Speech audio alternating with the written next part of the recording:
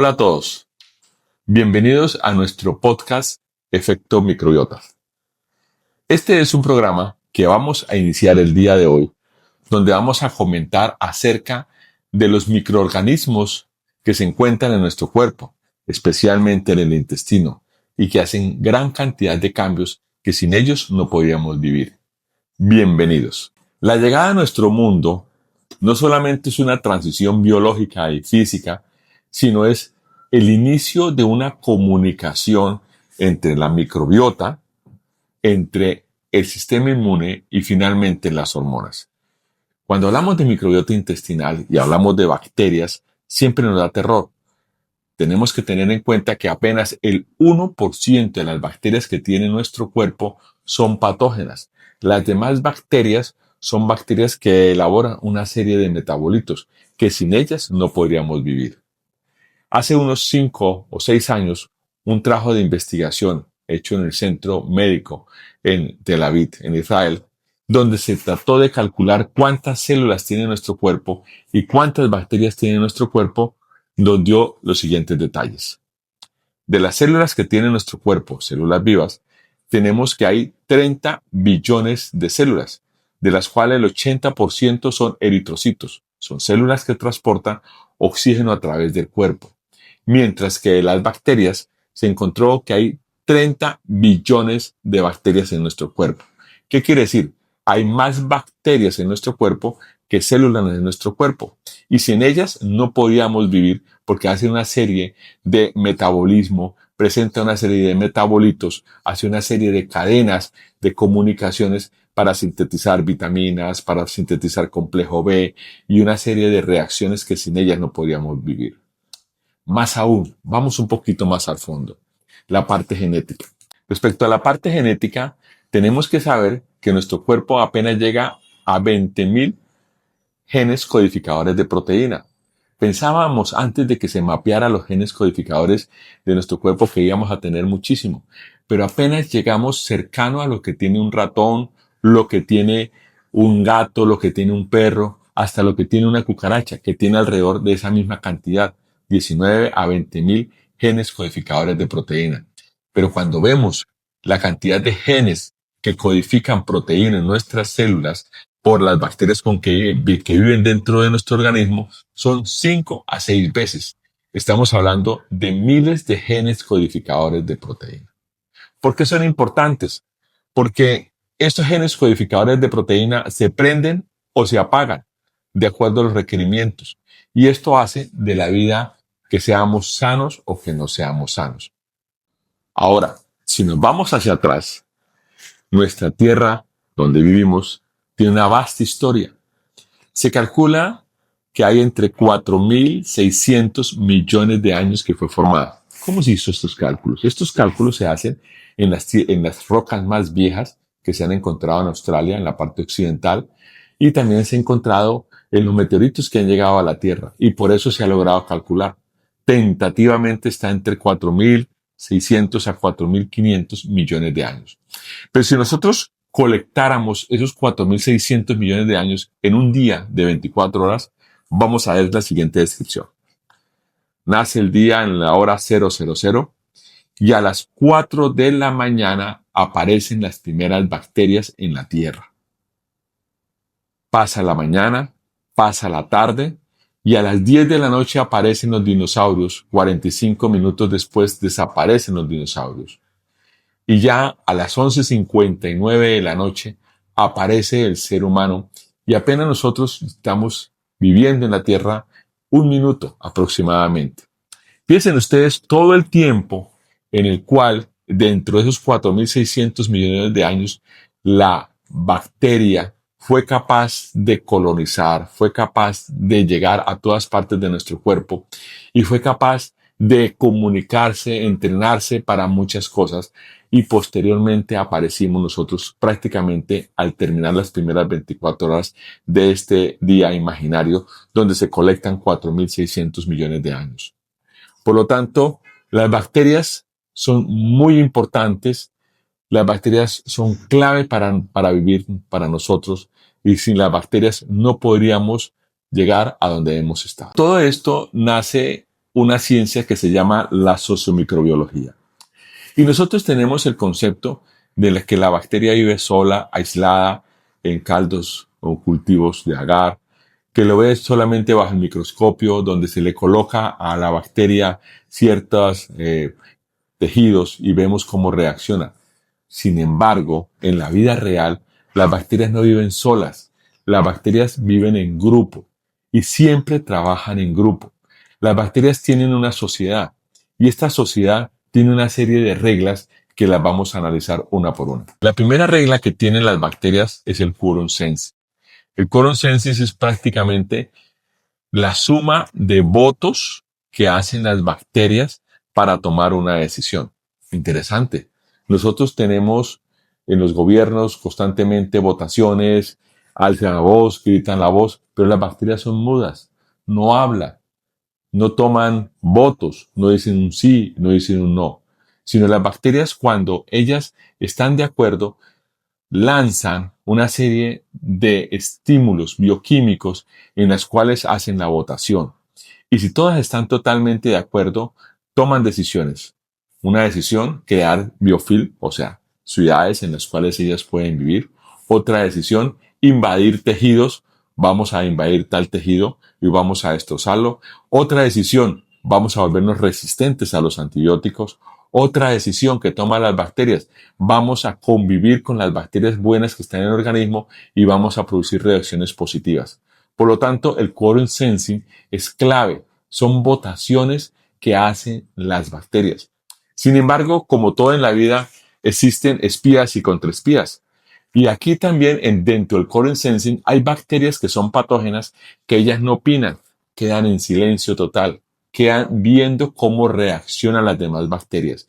Y cuando llega el momento en el cual se vuelven inmunosuprimidas, las defensas se bajan, estas bacterias hacen una quorum sensing para decidir quiénes van a atacar. Por ejemplo, el Clostridioides difficile. El Clostridioides difficile es una de las bacterias que quedan en silencio total cuando están haciendo las bacterias buenas el quorum sensing.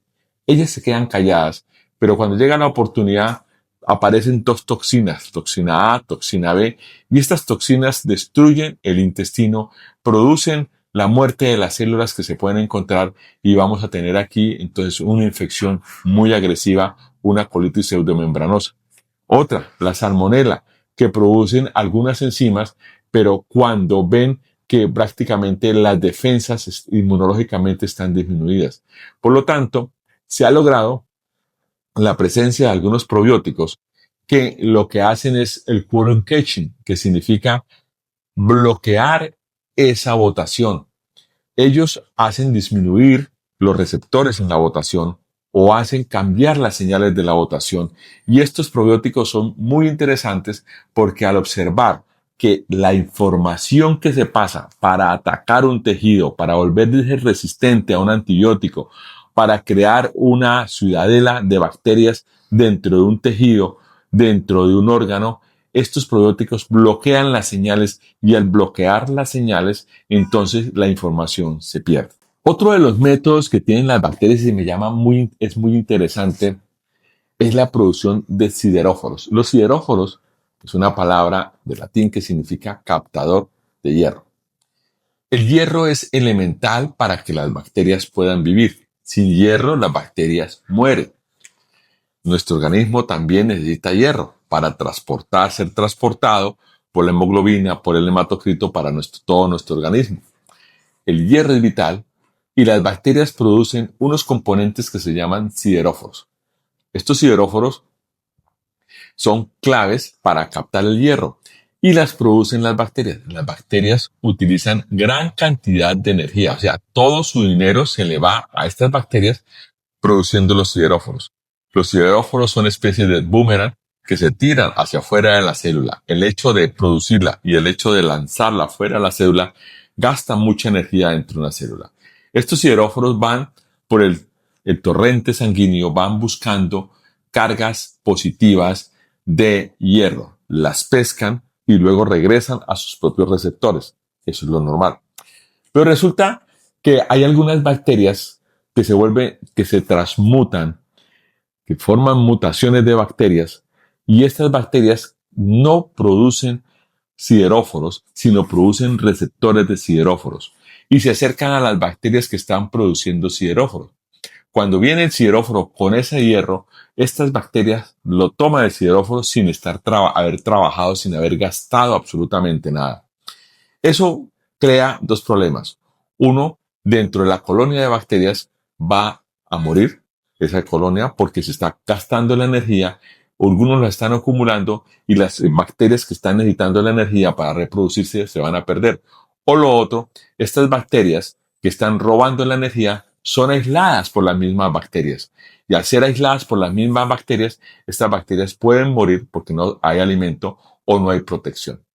Fíjense ustedes la inteligencia de las bacterias.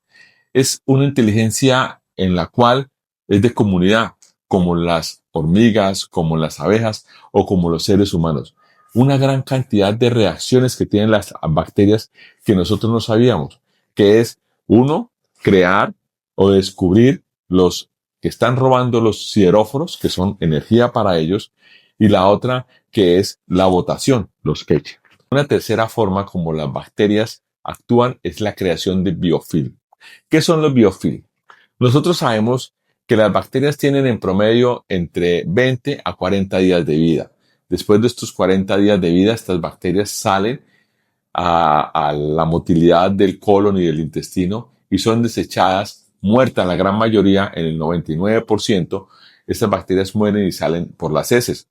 Sin embargo, estos biofilm es las ciudadelas donde ellas viven. Allí, la primera fase es de que estas bacterias se anclan dentro de la mucosa. Puede ser en la boca, puede ser en el intestino, puede ser en los instrumentales médicos, puede ser simplemente en los platos, en la loza, en el lavaplatos de su casa. Vamos a tener una gran cantidad de biofilm. Ellas bacterias se adhieren completamente a la superficie. Luego se empiezan a multiplicar y por la presencia de la humedad que le da un sustrato alimenticio, obviamente se van a presentar una gran cantidad de bacterias que son microscópicas. Tiene una fase gruesa donde se protege y una fase de canalículos como si fueran alcantarillas donde circulan los líquidos. Y finalmente un búnker donde está la matriz de las bacterias. Interesante esto. O sea, las bacterias crean biofilm y estos biofilm donde se multiplican. Hay bacterias que son buenas y obviamente estos biofilm debemos mantenerlos. Sin embargo, hay bacterias que son patógenas y este biofilm lo tenemos que destruir. Pero ya hemos hablado bastante de microbiota. Obviamente hay mucho más que podemos nosotros hablar. Resistencia a antibióticos, que es bien interesante. Podemos hablar cómo las mismas bacterias hacen de que se delimiten las bacterias hasta cierto punto en el intestino delgado para que no invadan. Muchos puntos que podemos nosotros ver en esta área. Pero vamos a hablar de algo que nos interesa a todos. Probióticos. ¿Y qué son los probióticos? Los probióticos son bacterias vivas que tienen un efecto favorable a nuestro organismo. Ojo, bacterias vivas, no bacterias muertas. Estas bacterias vivas entran a nuestro cuerpo con algunas reacciones químicas que se han hecho, como liofilización, de secado en frío. Cuando entran al organismo tienen su efecto, pero para que estas bacterias tengan su acción, tienen que alcanzar el colon. Para alcanzar el colon tiene que pasar por el estómago.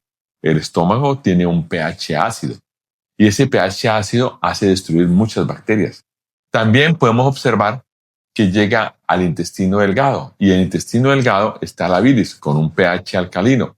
Esa también puede destruir muchas bacterias. La forma como nosotros hablamos de las bacterias se llaman unidades formadoras de colonia. Son grupos de colonias en las cuales nosotros las cuantificamos.